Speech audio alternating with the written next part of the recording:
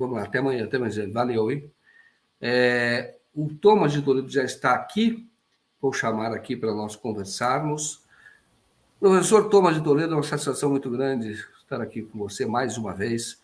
Você que é uma luz, nesse caso da Ucrânia, da Rússia, e conhece muito de política internacional, professor de relações internacionais, veio agora há pouco dos Estados Unidos, onde era professor, era pesquisador, né, convidado, o professor visitante, eu não sei o termo correto, lá da Universidade da Califórnia, né, salvo engano, se eu estiver errado.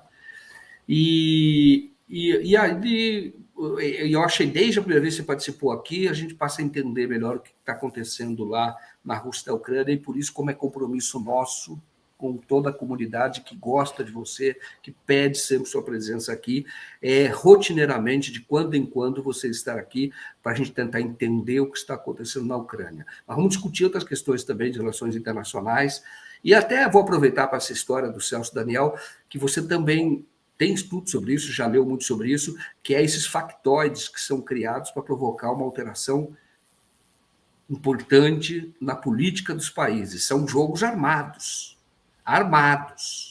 Então, eu sei que você tem estudo sobre isso, você fala muito bem sobre isso. Vamos falar também sobre essa questão, mas te passo a palavra perguntando primeiro para a gente saber o que está acontecendo na Rússia, o que nós devemos esperar, se essa guerra vai ser muito prolongada, e, enfim, esclareça-nos o que está acontecendo, porque eu não confio no noticiário da imprensa ocidental sobre o que está ocorrendo lá na Ucrânia. Boa noite, meu caro amigo Joaquim, boa noite a todos os ouvintes e a audiência da TV 247. É uma honra estar com vocês são sempre muito legais aí nas perguntas, colocam umas provocações bastante interessantes. Então, é sempre bom estar aqui com vocês e é sempre um prazer atender aqui o convite do Joaquim e dizer também, convidar vocês para seguir o meu canal, Professor Thomas de Toledo e Farol de Alexandria no YouTube, o primeiro sobre geopolítica e relações internacionais e o segundo sobre história e arqueologia. Inclusive, recentemente estive aqui também no 247 para falar sobre arqueologia, sobre aquela farsa da Ratanabá, que foi uma live com a Laís, né, que foi muito interessante, vale a pena vocês assistirem aqui no 247. Mas vamos falar então do que o Joaquim nos chamou aqui, que é sobre essa guerra.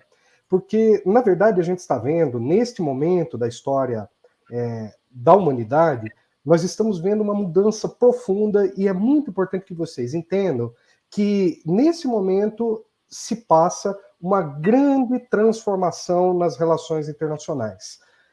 A cúpula da OTAN, que aconteceu na última semana, né, ela praticamente decretou que está oficialmente instalada a Segunda Guerra Fria, cujo objetivo tático é a Rússia e o objetivo estratégico é a China. Então isso não é pouca coisa. Então no ano 2022 é um ano histórico, ele equivale ao ano de 1945, que iniciou a Primeira Guerra Fria. Na verdade, 46, 47 ali, nesse processo ali. A gente costuma dizer que o marco da Primeira Guerra Fria é quando os Estados Unidos e a Inglaterra decretam a existência da chamada Cortina de Ferro, né? E aí fica delimitado que ali existe um espaço em que são dois mundos, o mundo socialista e o mundo capitalista. E o inimigo deixa de ser o nazifascismo, como foi na Segunda Guerra Mundial, e passa a ser o socialismo soviético. Agora, a Segunda Guerra Fria ela tem características muito únicas, Joaquim e audiência. A Segunda Guerra Fria, em primeiro lugar, ela não é uma disputa ideológica.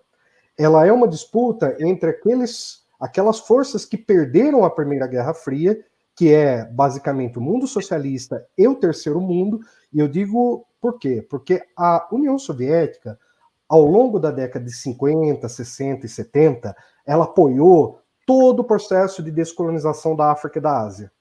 Então, o chamado terceiro mundo, ele recebia armas de quem? Dos dois lados. Então, quando a gente tinha uma guerra civil entre um país africano, por exemplo, um lado que defendia um alinhamento com os Estados Unidos e um lado que defendia um alinhamento com a União Soviética. Então, essa Guerra Fria, ela aconteceu ao longo do mundo. Então, vamos dar um exemplo. Na Ásia, a Guerra da Coreia, no Vietnã, a Guerra do Vietnã, na China. Então, todos esses conflitos foram as marcas da Primeira Guerra Fria. Uma série de guerras por procuração entre as duas superpotências. E o que alterou a correlação de forças na Guerra Fria? foi quando houve a Revolução Chinesa em 1949. Porque, num primeiro momento, a China se aliou à União Soviética, e aí os estrategistas geopolíticos dos Estados Unidos chegaram à seguinte conclusão: é impossível a gente ganhar a Guerra Fria da União Soviética, que era naquela época o principal aliado, mantendo a China como uma aliada. Então, como eles trabalharam na década de 70, e aí o papel de Henry Kissinger para poder fazer uma divisão entre a União Soviética e a China. Eu estou dando essa introdução histórica só para vocês entenderem o que está acontecendo hoje, porque a grande questão é hoje. Hoje, o que se acontece? O Kissinger sempre disse que jamais poderia ocorrer uma aliança entre China, Rússia e Irã. E é exatamente o que nós estamos vendo agora com a possível expansão do BRICS. Exatamente. Por que não podia? Por que o Kissinger dizia isso? Bom, então nós temos que voltar para uma doutrina geopolítica lá do século XIX, que é a questão da disputa da chamada Eurásia. A Eurásia é considerada como o heartland do mundo. Então, a ideia é de que a Eurásia é um continente, ela tem um heartland, que seria um centro. Esse centro é o que corresponde à Rússia e mais alguns países ali no centro da Ásia.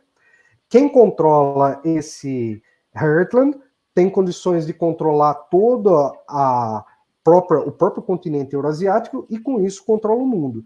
Então, baseado nisso, o que o Kissinger pensava? Que seria desastroso que você houvesse uma articulação que unisse as três maiores forças, porque se a gente pegar no mapa, a China está no leste, o Irã está no oeste e a Rússia está no norte. Você faz uma triangulação entre três potências articuladas através da chamada Rota da Seda, que é a nova Rota da Seda, que é o grande projeto de integração econômico da China para o continente, e o resultado disso é que alguns pensadores da geopolítica dos Estados Unidos, que seguem até hoje a linha do Kissinger, acham que os Estados Unidos, com a guerra da Ucrânia, conseguiram garantir que essa aliança acontecesse. Então, hoje nós vemos exatamente uma nova polarização do mundo, e quando a OTAN declara oficialmente que o grande inimigo a longo prazo é a China, mas no curto prazo é a Rússia, isso ficou claro que essa é a nova doutrina da geopolítica da chamada Segunda Guerra Fria, e que os Estados Unidos vão trabalhar nesse sentido. E a guerra da Ucrânia é apenas um episódio, por isso que eu comecei isso, porque ela é um detalhe dessa grande engenharia que envolve a Síria, que envolve o Sudeste Asiático, que envolve o próprio Irã, que envolve tudo o que está acontecendo ali na redondeza, e também, de certo modo, a nossa América Latina, que também é uma região em disputa desde a Primeira Guerra Fria. Interessante. Você fala da Segunda Guerra Fria, que é oficialmente inaugurada, mas eu vou te trazer um outro dado.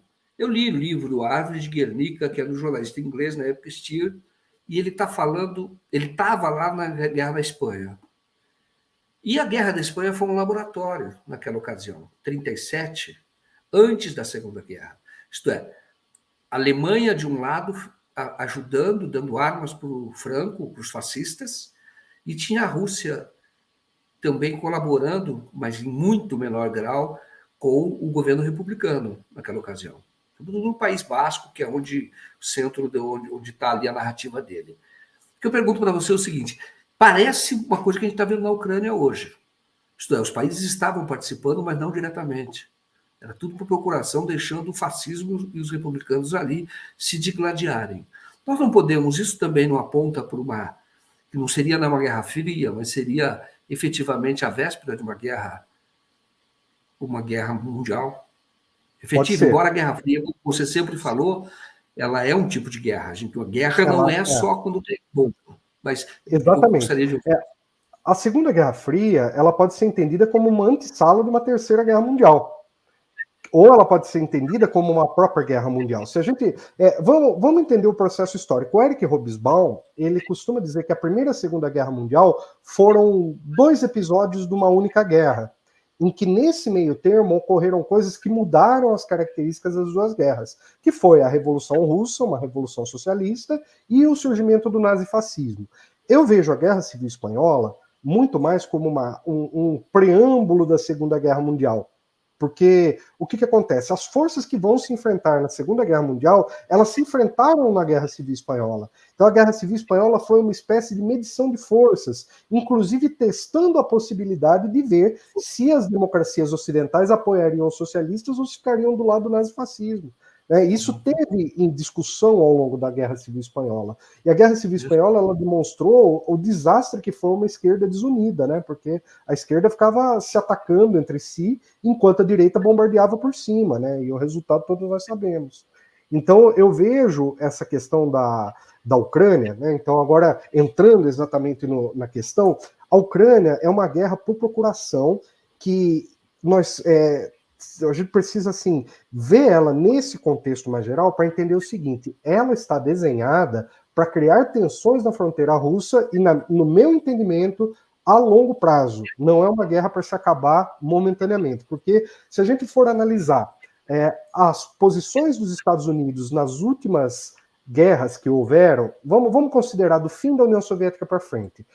Os Estados Unidos tiveram basicamente guerras assimétricas contra inimigos difusos, como, por exemplo, a chamada Guerra ao Terror, contra grupos islâmicos. Mas, ao mesmo tempo, os Estados Unidos financiavam esses grupos islâmicos contra países árabes de orientação nacionalista. Então, essa situação fazia com que os Estados Unidos tivessem como inimigos principais, de um lado, o Iraque, do outro, o Afeganistão, e mantivesse essas duas guerras por 2 décadas. A guerra do Afeganistão começa em 2001 e a guerra do Iraque em 2003. E ambas acabaram, uma no final do governo Trump, que foi a guerra do Iraque, e a guerra do Afeganistão no começo do governo Biden. Porque aquelas guerras já haviam se esgotado, inclusive as capacidades militares e as possibilidades de conflito, para que a indústria bélica dos Estados Unidos precisasse se renovar. Então, qual foi a pressão em cima do Biden? A pressão foi o seguinte: nós precisamos de mais uma guerra de longa duração, mas uma guerra que nos imponha desafios. Porque uma coisa é você pegar e atacar pastor de ovelha no Afeganistão. Outra coisa é você atacar podemos até dizer, a maior potência nuclear, porque a Rússia tem mais bombas atômicas que os Estados Unidos. Então, construir uma situação de tensão na fronteira até nos faz entender quais tipos de armamentos a Rússia vem usando e o que ela vem testando. Né? Por exemplo, a Rússia, na primeira fase da operação, lá, que a gente está na segunda metade da operação, da segunda operação. A primeira operação que aconteceu, que pouca gente entendeu, eu, inclusive, demorei para entender a lógica daquela operação, porque operação de guerra a gente só consegue fazer uma análise a posteriori. Durante o conflito, quem fala está especulando, porque só o alto comando vai saber quais são as táticas que estão sendo empregadas. Mas como que eu vi a primeira fase? A Rússia, ela criou uma operação de diversionismo cercando Kiev, ela se aproximou de Kiev. Aí, que perfil de armamento que ela usou? Ela usou tanques muito antigos, tanques muito velhos nessa operação, que saiu da Bielorrússia, veio pelo norte e chegou até Kiev. E esses tanques velhos, muitos deles foram destruídos até com uma certa facilidade por aquelas armas que a OTAN ofereceu para eles. Então, com isso, a Rússia passou a fazer uma série de ataques em toda a infraestrutura militar ucraniana, ela desmantelou a estrutura e ela fez todo um movimento de desmantelar o comando central de decisões da Ucrânia. Enquanto isso, ela enfrentou os batalhões nazistas ali na região do sul da Ucrânia, que era especialmente Mariupol, e aí passou por uma segunda fase, que foi exatamente a fase que agora interessa, que é a conquista de Donbás. A Rússia já cumpriu metade da sua determinação ali, que foi a conquista de Lugansk, ainda falta a conquista de Donetsk. Entretanto, analisando em termos militares, é só uma questão de tempo, porque o tipo de guerra que eles estão praticando lá é guerra muito parecida com o perfil de guerra da Segunda Guerra Mundial. Não é um tipo de guerra como, por exemplo, uma guerra que você faz de enfrentamento de guerrilha, é uma guerra de posições de cidades. E nisso, os russos já têm uma experiência aí que vem desde a Primeira Guerra Mundial, passando pela Segunda, e aprimorando isso historicamente. Então, eles sabem, é um território que eles consideram que era deles, né? E dessa guerra, eu acho que, terminando essa segunda fase, que é a conquista de Lugansk, ali no Nordeste, Depois, a conquista ali no leste de Donetsk. Mariupol já está praticamente conquistada, mas aí você puxa ali o que você precisa para encostar com a Crimeia, aí nós temos um gap entre a segunda e a terceira fase. Nesse gap, eu acho que é possível ter uma negociação. Entretanto, do ponto de vista russo, é possível, mas do ponto de vista da OTAN, eu não acredito que vá haver essa negociação. Da OTAN, né? Porque tem interesse da continuidade, é isso, uma guerra prolongada. Exato, E exato. por que teria esse interesse? São duas questões. A primeira delas é a questão da indústria bélica, porque a indústria. Bom, os Estados Unidos é o seguinte: hoje em dia, quais são os setores dinâmicos da economia dos Estados Unidos? São basicamente os setores de alta tecnologia ali na Califórnia, perto de onde eu morei, né, no Vale do Silício, para ser mais preciso. Então, essas startups, esse tipo de economia virtual, esse tipo de coisa, e a indústria bélica. Claro, você tem a agricultura mecanizada, você tem ainda certas indústrias, mas eu estou falando assim o grosso, o que é o peso da economia realmente ali para os Estados Unidos, o que movimenta grandes setores, porque o complexo militar industrial dos Estados Unidos, ele não se resume a produzir armas. E mesmo assim, para você produzir armas, você vai produzir, por exemplo, um navio, um porta-aviões, você movimenta a indústria de vidro, a indústria de couro, você movimenta a indústria de plástico, a siderurgia, a metalurgia, você movimenta tantos setores na economia que e é uma coisa de keynesianismo mesmo, é um keynesianismo militar que alguns analistas falam. O que você faz? Você tira dinheiro público e joga nesse setor. E quando e os Estados Unidos, eles podem fazer isso sem peso na consciência, porque o dinheiro deles não é lastreado. Eles emitem dólar o quanto eles quiserem.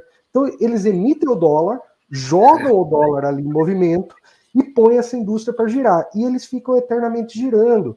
E essa constatação do peso que tem esse complexo militar industrial na economia dos Estados Unidos, ela vem desde Eisenhower. Eisenhower, quando ele deixou a presidência da República, ele fez um discurso histórico dizendo isso.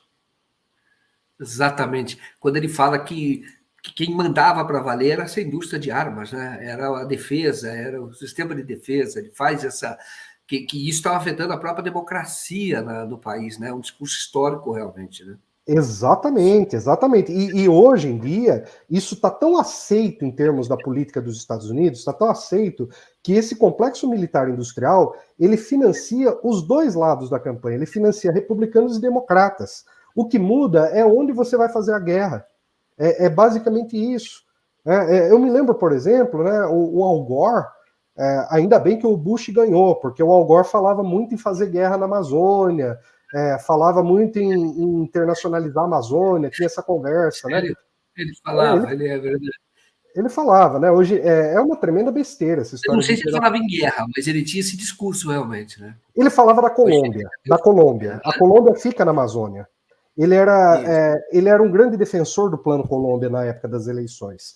E claro, né, isso depois quem acabou fazendo foi o próprio Bush, né, porque aí também ele se alinhou com o governo do Álvaro Uribe na Colômbia, teve toda essa conexão. Mas basicamente ele falava assim, guerra da Amazônia, mas não no Brasil, né, ele usava a Colômbia, mas isso podia muito bem virar ali o jogo, porque o foco dele seria a América Latina. Agora, o foco do Bush era no Oriente Médio.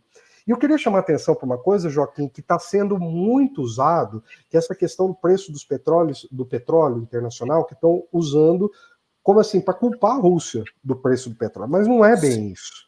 Na verdade, é o seguinte: a indústria ligada aos combustíveis fósseis, para ela é muito conveniente porque ela controla, é um setor cartelizado. Então, eles aumentam o preço culpando a Rússia.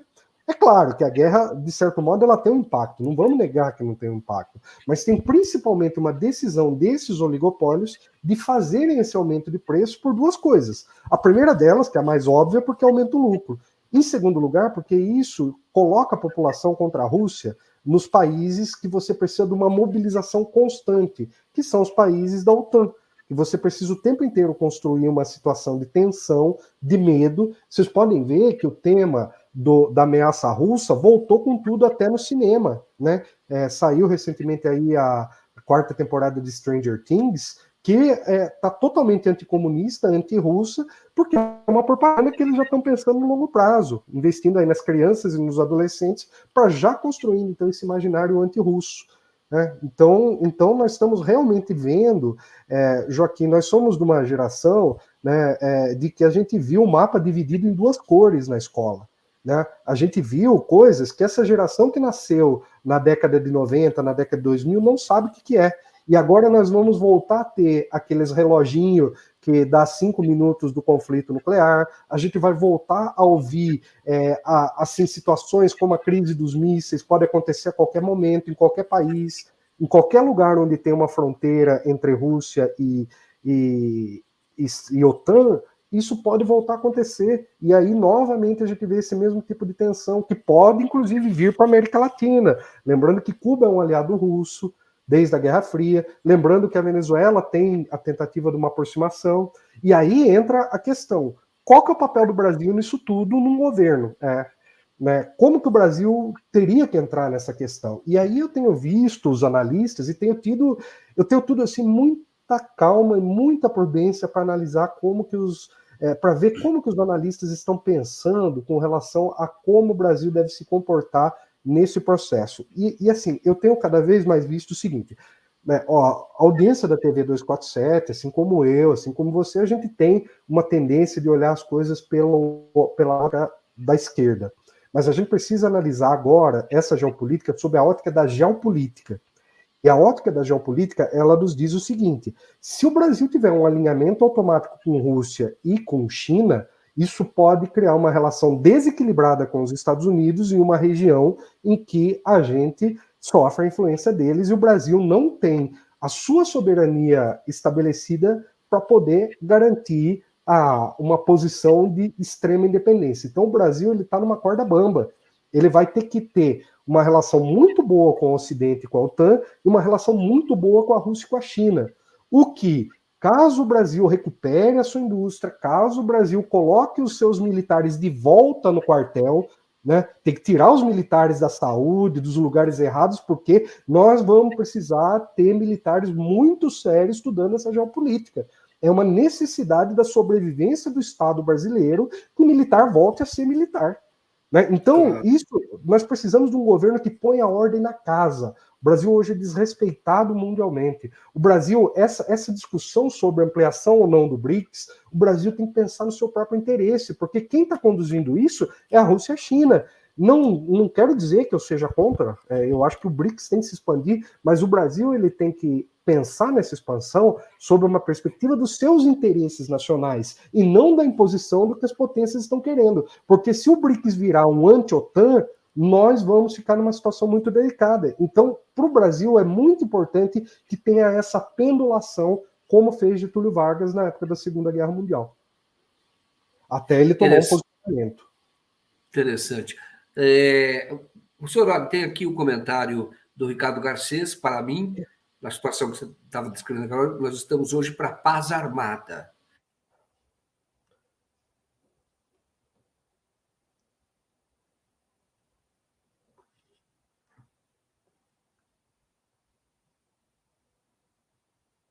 Alô? Alô?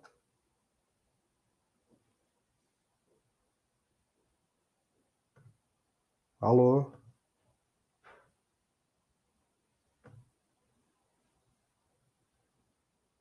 Alô? Joaquim? Vocês estão me ouvindo? Estão ouvindo o Joaquim? Bom, eu acho que travou por Joaquim.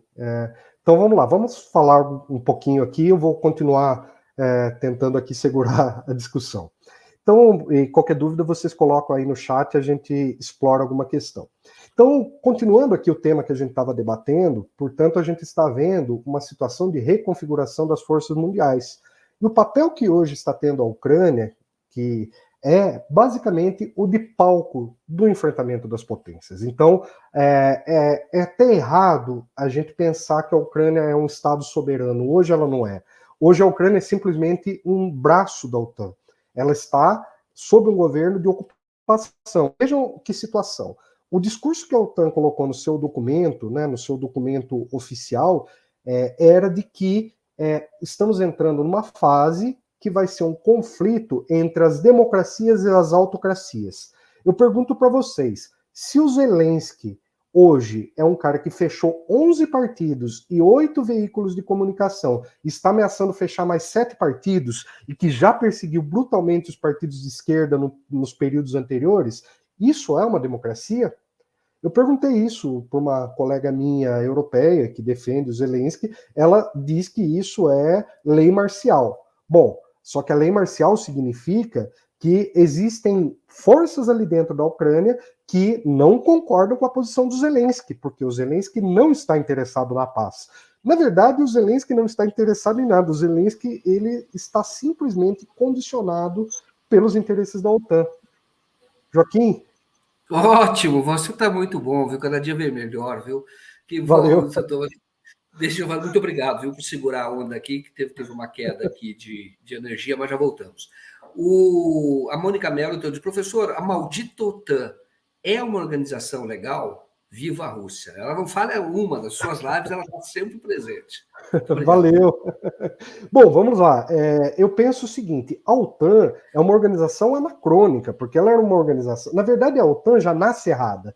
A OTAN ela já nasce como uma organização imperialista e como uma organização que vinha com o objetivo de enfrentar um inimigo, né, que seria o socialismo. Então, a OTAN, quando terminou a Guerra Fria, a OTAN entrou numa crise, porque ela já não tem mais o inimigo declarado. Quem virou o inimigo?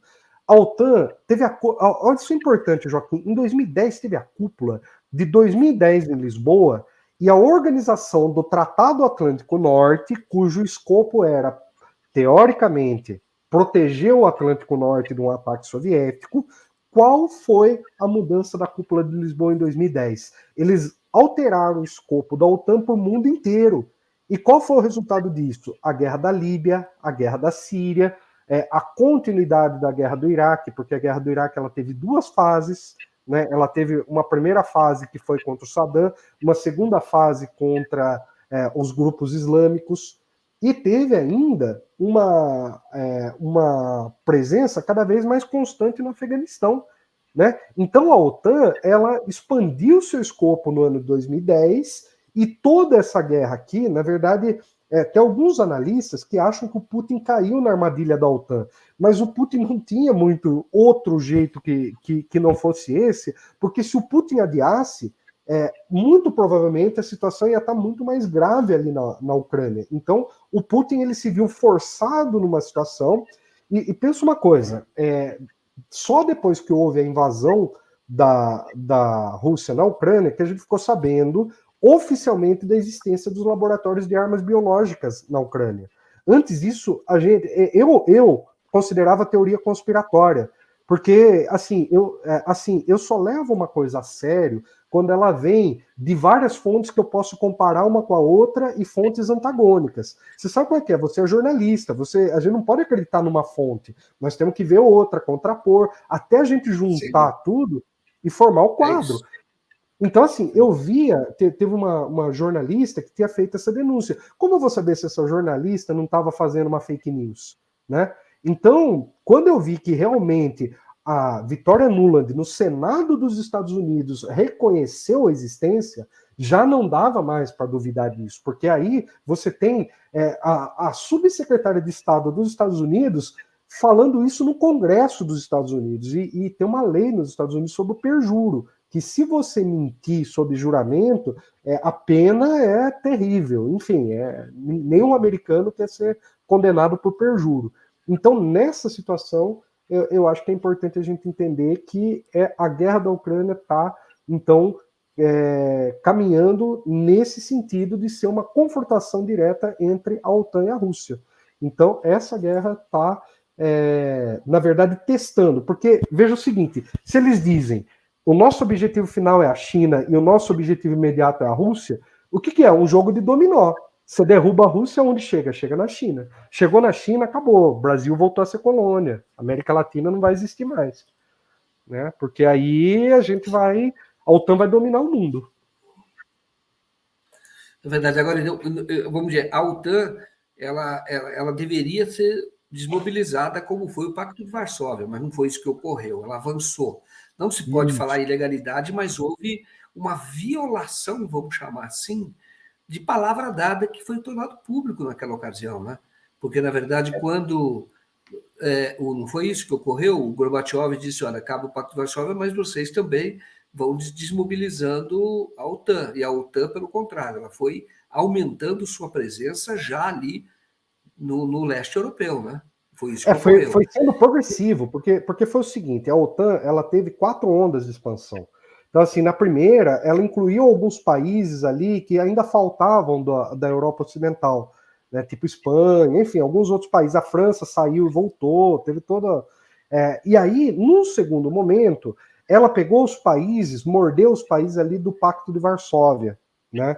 E aí ela foi avançando até no último momento agora, nós vamos entrar agora para uma nova fase de expansão, ela expandiu para as fronteiras russas. Então, assim, quando entrou Letônia, Estônia e Lituânia, a Rússia não teve condições de protestar, mas a OTAN encostou na fronteira.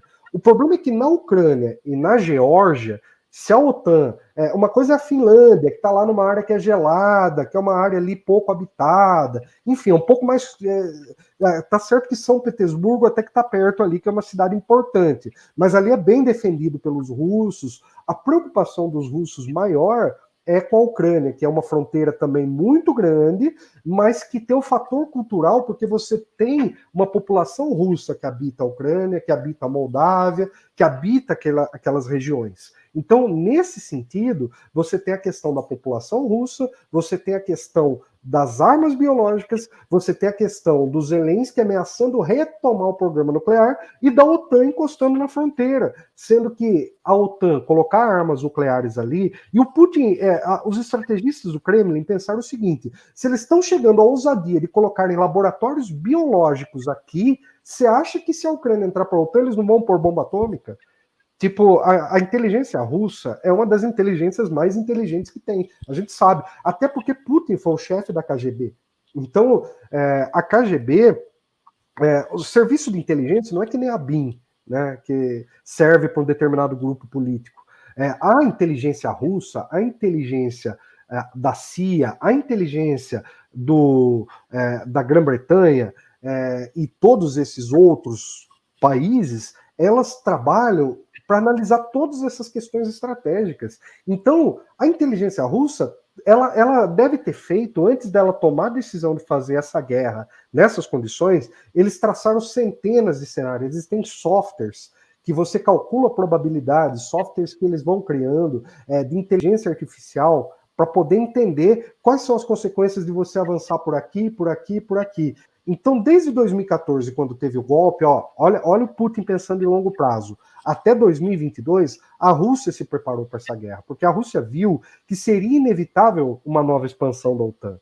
E a Rússia foi segurando com a diplomacia até onde foi possível. Só que nunca foi o interesse dos Estados Unidos e da Grã-Bretanha, principalmente, mas também da França, também da Alemanha e da União Europeia como um todo, do Ocidente, da OTAN, de continuar o cerco à Rússia.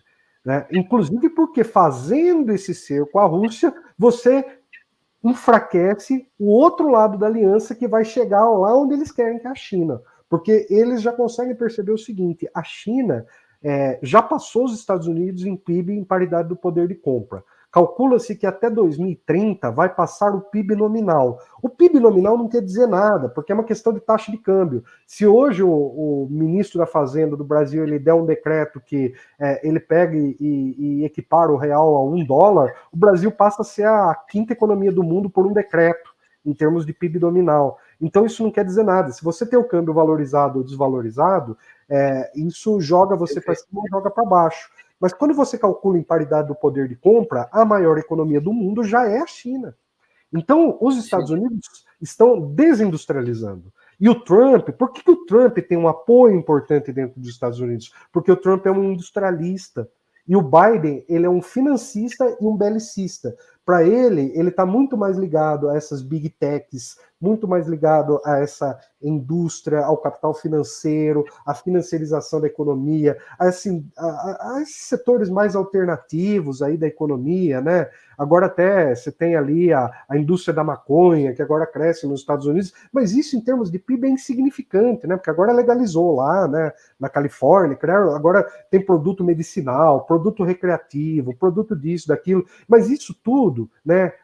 Startup, essas coisas, são tudo coisa que eles usam para falar, olha a nossa economia se reinventando, mas o verdadeiro peso da economia dos Estados Unidos em termos industriais é o complexo militar industrial, é quem emprega as maiores cabeças, e com dinheiro público. Né? Isso é importante a gente dizer, com dinheiro público. É como se fosse uma injeção de recursos, assim, e ligado ao programa espacial também, viu, Joaquim? O programa espacial dos Estados Unidos é assim com o programa militar. Exatamente, é siamês, né? O programa espacial. É siamês. Eu perguntava uma coisa, quando você fala da guerra biológica, que eu acho que efetivamente é uma ameaça, e mostra como que a Rússia está preparada, né? De alguma maneira. Está preparada. Nós tivemos aqui é médico, pesquisador brasileiro, Roque Montorioni Neto. Ele foi da ONU e o papel dele era de fazer inspeção de armas biológicas, tá? Fez em vários lugares. E ele contou que, uma época, os Estados Unidos denunciaram a Rússia porque estaria produzindo armas biológicas.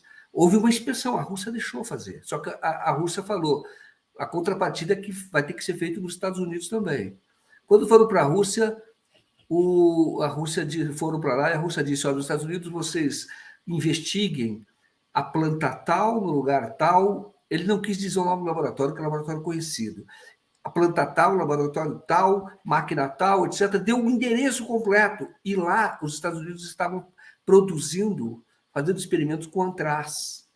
E aí, naquela ocasião, os Estados Unidos disseram, não vai fazer mais inspeção em lugar nenhum. Nem fizeram mais na Rússia e os Estados Unidos não deixaram fazer. Então, eles têm, de fato, como uma estratégia militar, embora seja proibido, sabia? A lei que proíbe nos Estados Unidos, mas faz. E aí você lembrou muito bem quando a Victoria Nuland, ela não pôde mentir, quando ela falou, não, nós temos medo que esses laboratórios caiam na mão dos russos. Ora, os russos têm um laboratório farmacêutico desenvolvido, fizeram vacina, bastante desenvolvido, então não ia mudar nada. Vamos dizer assim, por que ela tinha medo? Porque sabia que o que eles estavam fazendo lá, na Ucrânia, com o dinheiro dos Estados Unidos, coisa boa não era. Mas o Roque Montoriano estava falando que a guerra biológica é, de fato, um problema, não para usar uma guerra como arma química, que é muito mais, vamos dizer, tem um efeito imediato, mas para você provocar guerra econômica, você tentar destruir o outro país com uma pandemia ou com pragas em agricultura, e, de fato, os Estados Unidos, eles estão, embora a lei proíba, há evidências, e o nosso professor disse isso, o Roque Montorioni, há evidências de que ele faz pesquisa assim nessa área. Professor, para nós encerrarmos, estamos caminhando aqui para o final, as pessoas estão gostando muito da tua entrevista, eu gostei bastante, e gostei muito de você ter segurado aqui sozinho quando caiu a internet, você foi muito bem, continue sempre assim, a casa é sua, viu? Muito bom, muito obrigado por isso. Mais uma vez, a pergunta que eu faço é o seguinte, o que pode mudar com o Lula presidente na questão da nossa inserção? Por que é importante eleger o Lula? Para as pessoas saberem, considerando o que está ocorrendo no mundo e a posição do Bolsonaro, que em relação à Ucrânia hoje é de uma certa neutralidade, né? Não está alinhado totalmente aos Estados Unidos. Olha, essa é a grande questão. A gente não vai ter muito tempo de desenvolver aqui, mas eu vou falar os pontos principais. E eu vou fazer o seguinte, vou dar um presente aqui para a audiência do 247, vou fazer um vídeo no meu canal, terminando aqui, para poder desenvolver mais, porque senão o Joaquim fica preso aí, não dá para... Então me sigam lá, professor Thomas de Toledo, né? E aí eu faço um vídeo explicando com mais calma essa questão da política externa do Lula. Mas vamos lá. O Lula, ele tem... eu vou dizer uma coisa. Quando o Lula ganhou a eleição em 2002, a gente tinha uma América Latina com grandes expoentes como Chávez, como Fidel, que eram pessoas que pensavam bem a geopolítica. Só que agora é diferente na América Latina, porque Lula vai ser o ancião e todo mundo que está aí é novato, né? Então, o que o Lula vai ser? O Lula vai ser uma espécie, porque o Lula entendeu quem prendeu ele. O Lula ele tem clareza do papel dos Estados Unidos na Lava Jato. O Lula entendeu o que foi o governo Temer e o que foi o governo Bolsonaro em termos geopolíticos.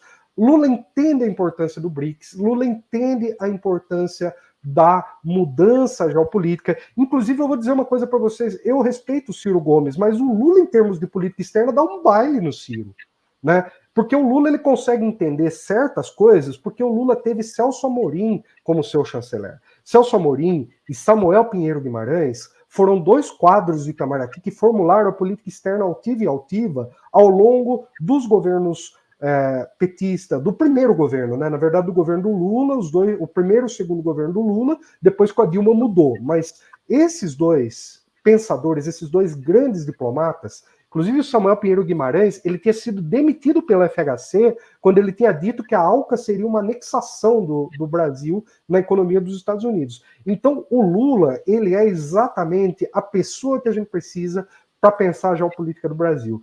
Eu vou dizer o seguinte: não as circunstâncias mostram o quanto a gente precisa de alguém com um perfil como Lula para poder entender, para poder delinear os passos que o Brasil precisa negociar. Porque, por exemplo, nós podemos falar, é muito bom a Argentina e Irã entrar no BRICS, só que daqui a pouco vai estar entrando ali um monte de país que a gente não sabe exatamente quais são os interesses, e daqui a pouco o BRICS pode se descaracterizar. Só que quem vai dizer se vai descaracterizar ou não, do ponto de vista do interesse nacional, são as grandes cabeças do Itamaraty, são os ministérios que pensam estrategicamente. Então, o Lula é um cara que é como se fosse assim, o Getúlio Vargas voltando. Porque quando o Getúlio Vargas voltou, ele voltou muito mais sábio, né? E o Lula passou por coisas parecidas com o Getúlio. E eu acredito que esse Lula voltando, ele vai voltar como o segundo Vargas, vai voltar muito mais consciente do papel que ele precisa, porque ele precisa reconstruir o Brasil e, ao mesmo tempo, reinserir o Brasil, porque hoje o Brasil é um país isolado,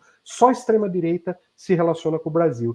Então sigam lá meu canal, vamos ver, eu vou desligar aqui, vou fazer esse vídeo para vocês e põe amanhã de manhã para rodar. O Joaquim me deu essa inspiração aí. Muito bom, professor. Olha, o Ismael Costa diz: a Ucrânia estaria sendo o campo de enfrentamento da Rússia? Sim, né? Ela é o Sim, campo de enfrentamento da Rússia. Você disse isso logo no exatamente. começo, né? A Há o Ucrânia objetivo de hoje atingir a China. pode ser que isso se estenda depois para a Geórgia, para a Moldávia, isso pode também ir para a Finlândia, para a Suécia. Para a Finlândia e para a Suécia entrar na OTAN é você pintar um alvo vermelho no seu peito, falar, me bombardeie, né? Porque é assim, os Estados Unidos jogam muito pesado, imagina você tirar a neutralidade de um país que está 70 anos neutro para um país que está 200 anos neutro, que é o caso da Suécia e da Finlândia. Você pegar e alinhar esses países, pode ter certeza que as negociações foram muito pesadas, assim como com a Turquia, porque a Turquia ia vetar a Suécia e a Finlândia. Só que a negociação com a Turquia, o Erdogan jogou pesado e ganhou, porque ele disse que agora ele vai aceitar os dois países. E isso tudo assim, a gente tem que pegar o que está nos bastidores, o que está nos documentos paralelos, mas muito disso a gente só vai saber daqui 50 anos, quando a lei de transparência dos Estados Unidos revelar os arquivos. Muito bom. Professor, muitíssimo obrigado por estar aqui mais uma vez. Vamos dar aí uns 15 dias e você volta aqui, porque você já tem uma legião de fãs aqui, viu? Muito bom. Valeu, é sempre um prazer aí e estamos sempre juntos aí, Joaquim. Quando precisar aí, nós voltamos a debater esses assuntos. Um grande Muito abraço. bom. É um prazer tê-lo aqui. Realmente uma honra bem esclarecedora a sua conversa. Muito boa. E você fala com propriedade, com fundamento. Também muito bom. Valeu. Até mais. Então. Muito obrigado, viu? Até mais para todos. Boa noite a todos.